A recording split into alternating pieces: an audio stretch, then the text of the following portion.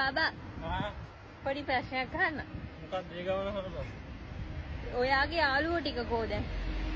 මගේ යාළුවෝ කියන්නේ? ඉස්සර ඔයාගේ හිටපු යාළුවෝ සෙට් එක කෝද?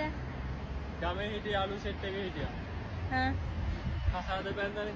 ඔව්. කසාද බැන්දට පස්සේ මට විතරක් නෙමෙයි ඕන කොල්ලෙත් එහෙමයි. හා. තමන් යාළුවන්ගෙන් 80ක් විතර නැති වෙනවා.